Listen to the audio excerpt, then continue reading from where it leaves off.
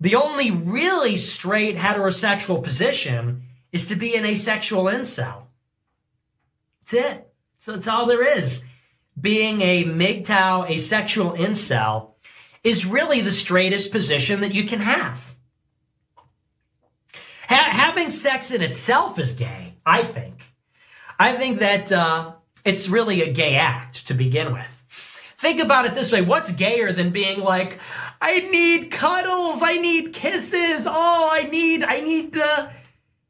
It's all very sus to me, you know. I need to spend time with a woman. That's a little sus. It's a little bit sus. It's something about this is a little bit sus. So anyway, that went on for minutes and minutes. So thank you for spreading that.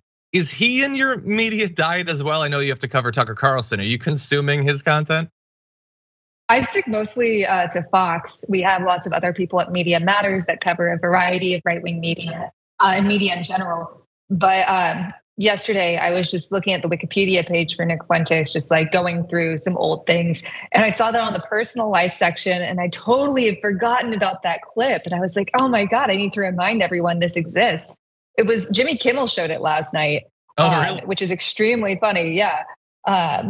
And I had a lot of people that were like, well, you know, there are all these other horrible things about him. And I'm like, yeah, but there's also this clip.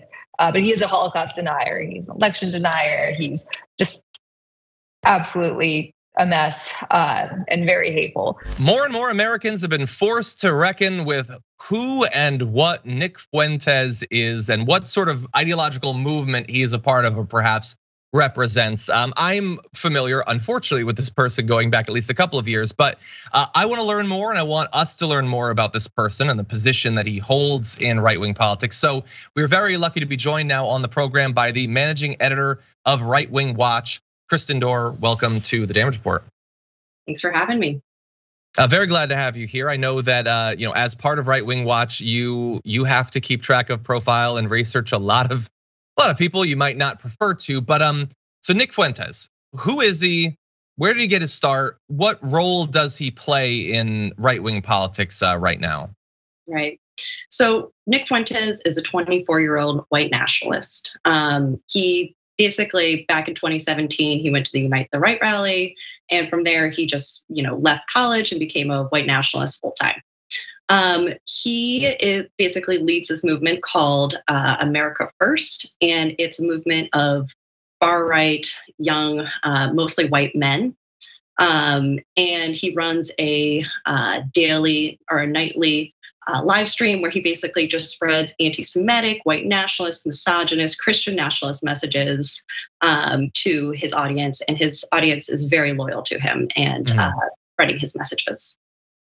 Okay, so I want to get people to understand how bad he is, because your description right there of his show, in general terms, could be applied to a lot of right-wing shows. Honestly, Tucker Carlson spreads misogynistic and white nationalist talking points.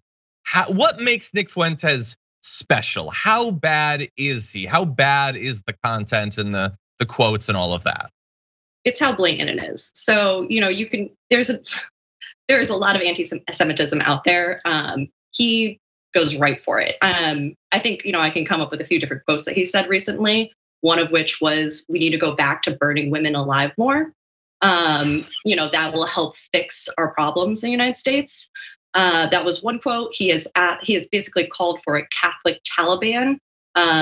He's pro-Taliban. He thinks that we just need to impose a Catholic Taliban on the United States. And his racism is very blatant as well. So this isn't just, he uses the N-word all the time. This isn't some guy who just is, maybe says something that hints at racism. He is super racist. And, he's a white, when we say white nationalist, truly a white nationalist, he would like for white Christian men to lead the United States.